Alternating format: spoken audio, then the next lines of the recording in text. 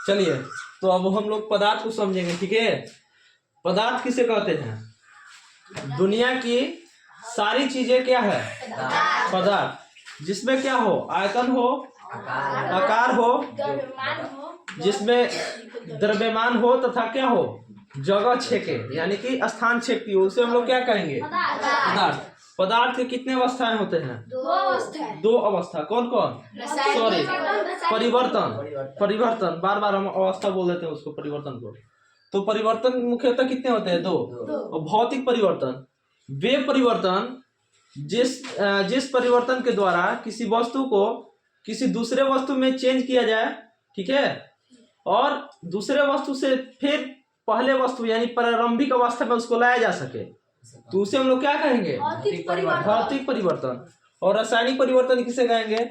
ऐसा परिवर्तन जिसके फलस्वरूप किसी दूसरे वस्तु को बनाया जाए और दूसरे वस्तु की अवस्था को पहले वस्तु की अवस्था में नहीं लाया जा सके, उसे हम लोग क्या कहेंगे? रासायनिक परिवर्तन। तो देखिए, जैसे भौतिक परिवर्तन की एग्जाम्पल देखिए, जैसे पानी से बर्फ बनना। ठीक है, पानी को हिमकरण विधि के द्वारा चाहे फ्रीजिंग करके बर्फ बनाया जाता है ना जी, हाँ, ठंडा करके बर्फ बनाया जाता है।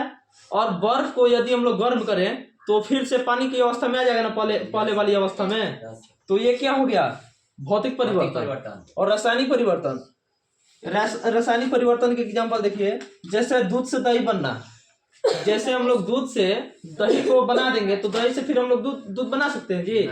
नहीं ना। तो क्या हो गया? रासायनिक परिवर्तन। जैसे केरोसिन का जलना, केरोसिन तेल, ठीक है, उसको यदि हम लोग एक बार जला दें तो फिर से उस केरोसिन को पा सकते हैं? नहीं ना। तो ये हम लोग का हो गया पदार्थ और भौतिक अवस्था और रासायनिक अवस्था। चलिए, इसके आगे अब हम लोग समझते हैं।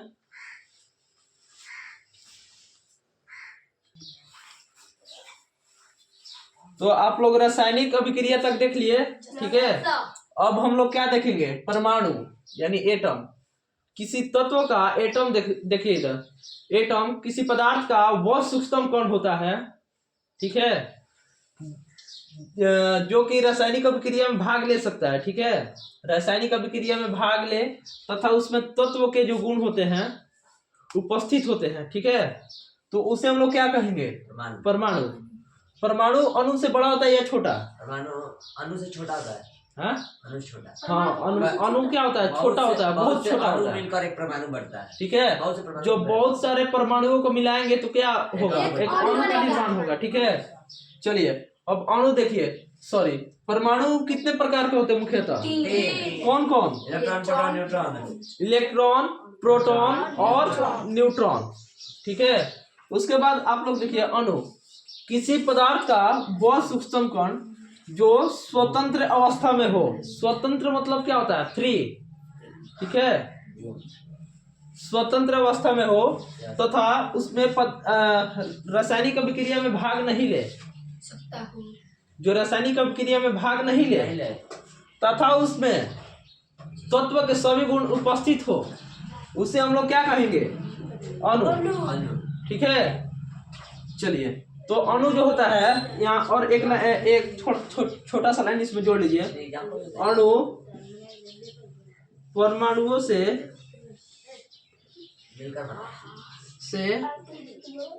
मिलकर बना होता है। ठीक है, इसको आप लोग जल्दी से एक बार इसको उतारिए, उसके बाद आप लोग को समझाते हैं।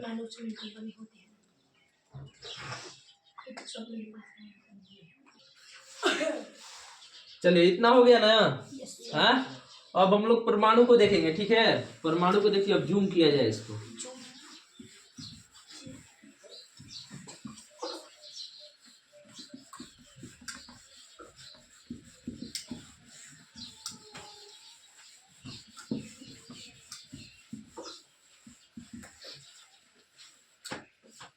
देखिए, ये मान लीजिए कि हो गया क्या?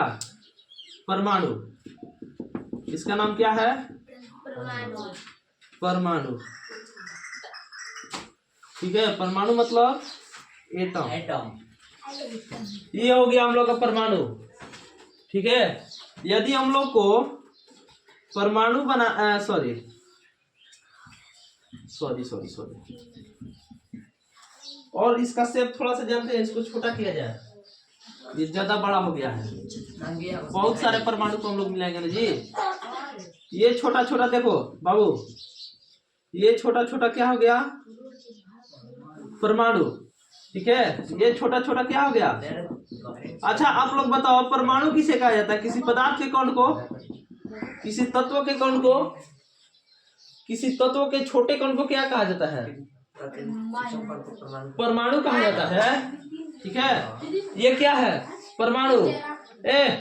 इधर देखो, ये क्या हो गया, परमाणु। जब बहुत सारे परमाणुओं को आपस में जोड़ा जाए तो क्या होगा, एक अणु का निर्माण होगा, ठीक है। ये क्या हो गया, अणु। अणु यानी क्या, मॉलिक्यूल, मॉलिक्यूल, ठीक है। मॉलिक्यूल, मॉलिक्यूल हो गया। तो हम लोग क्या समझे, तत्व जो होता है किसी परमाणु जो होता है तत्व का सबसे सूक्ष्म यानी सबसे छोटा कण होता है, ठीक है। सबसे छोटा कण होता है, और परमाणु से ही क्या बनता है, अणु। जब बहुत सारे परमाणु मिलते हैं तो क्या होता है, एक अणु का निर्माण होता है। चलिए अब अणु को हम लोग जूम करेंगे, ठीक है। ये हो गया हम लोग का अणु, इसको छोड़ दीजिए, अब इतना को छोड़िए। अब हम लोग परमाणु को जूम करते हैं, ठीक है। इसको और अच्छा से लिख लेना जी, बोर्ड हम लोग का काफी छोटा है, इसी में सब देखना है। ये क्या हो गया, अणु। ये परमाणु, परमाणु, ठीक है। ये देखिए, ये जो होता है सबसे आंतरिक भाग, आंतरिक भाग, इसको हम लोग क्या कहेंगे, इसको हम लोग नाभिक कहते हैं। क्या कहते हैं, नाभिक, नाभिक। इलेक्ट्रॉन कहाँ होता है, सीधा कक्षा के सबसे बाहरी कक्षा में क्या होता है, इलेक्ट्रॉन। इलेक्ट्रॉन, इलेक्ट्रॉन को हम लोग क्या से इंडिकेट करते हैं, ई से। इलेक्ट्रॉन क्या होता है, हमेशा ऋणात्मक, ऋणात्मक चार्ज, निगेटिव चार्ज होगा, ठीक है। तो हम लोग का इलेक्ट्रॉन कहाँ हो गया, कक्षा के बाहर। प्रकाश इधर देखो, कक्षा के बाहर, बाहर हो गया। और देखिए, जो प्रोटॉन और न्यूट्रॉन क्या होता है, नाभिक के अंदर होता है। कहाँ होता है, नाभिक के अंदर। यहाँ पे क्या होगा, यहाँ पे कौन कौन होगा, इलेक्ट्रॉन। इलेक्ट्रॉन तो बाहर हो गया, प्रोटॉन और न्यूट्रॉन, प्रोटॉन और न्यूट्रॉन। ये हो गया प्रोटॉन, ये हो गया न्यूट्रॉन, ठीक है। तो आप लोगों से यदि क्वेश्चन पूछा जाए कि जो प्रोटॉन होता है और न्यूट्रॉन होता है, हाँ, वो पदार्थ के कहाँ होता है, कक्षा में, सबसे आंतरिक कक्षा यानी कि नाभिक में, ठीक है। और जो इलेक्ट्रॉन होता है कहाँ होता है, कक्षा के बाहरी कक्षा में, ठीक है। ये बाहरी कक्षा में चक्कर लगाएगा, ठीक है। तो ये हो गया हम लोग का इलेक्ट्रॉन हो गया, प्रोटॉन और न्यूट्रॉन। जो प्रोटॉन होता है, प्रोटॉन प्रोटॉन पॉजिटिव चार्ज तो पहले होता है, और न्यूट्रॉन जो होता है इस पे कोई भी चार्ज नहीं होता है, ठीक है। इसमें प्रोटॉन में न्यूट्रॉन ना जी, न्यूट्रॉन में आप लोग बताइए कि चार्ज होता है कोई भी, न्यूट्रॉन में कोई चार्जेस नहीं, ठीक है, कोई चार्ज नहीं, ठीक है। तो इसमें कोई भी चार्ज नहीं होता है, समझे आप लोग। देखिए अब मान लीजिए कि कोई भी पदार्थ के अणु है, ठीक है, परमाणु, ठीक है। मान लीजिए ये किसी बाहरी कक्षा में चला जाए गलती से, हाँ, बाहरी कक्षा में चला जाए। मान लीजिए ये कक्षा छोड़ करके इस कक्षा में आ जाए, ठीक है। तो क्या होगा, ये बाहरी कक्षा में ही रह जाएगा कि फिर वो अपने वाले कक्षा में फिर से आएगा, बताएंगे इस पे आप लोग, क्या भैया अंदर चल जाएगा फिर। इस पे जो होता है ना, ये देखिए, ये जो है इसका जब तक चार्ज खत्म नहीं होगा, मान लीजिए कि ये बाहरी कक्षा में चला है, इसका जो आंतरिक कक्षा को छोड़ करके बाहरी कक्षा में चला है, तो जब तक उस पे से जो चार्ज है उसका जब तक खत्म ना हो तब तक उसी कक्षा में जो बाहरी कक्षा में चक्कर लगाएगा। ठीक है, जैसे ही उसका चार्ज खत्म हो जाता है तो फिर से वो अपने पहले वाली कक्षा में चला जाएगा। ठीक है, तो आप लोग समझे इसको। हाँ, इसके देखिए, इसके कुछ मतलब कि खोजकर्ता भी हैं प्रोटॉन के। हाँ भी है, बताओ प्रोटॉन के कौन है? James Chadwick. हाँ, जेम्स चैडविक। चैडविक। इसके कौन है? James Chadwick. इलेक्ट्रॉन के? इलेक्ट्रॉन के है जे थॉमसन। J Thomson. हाँ। अब प्रोटॉन के? प्रोटॉन का हो गया गोल्डस्टीन रदरफोर्ड। 2 किए थे ना भैया। रदरफोर्ड इलेक्ट्रॉन के हैं। देखो अच्छा से। हाँ, छोड़ो ना इसको, हम नेक्स्ट क्लास में इसको हम आप लोग को बता देंगे। ठीक है, कौन किसके जनक है। आज आप लोग इतना ही समझिए।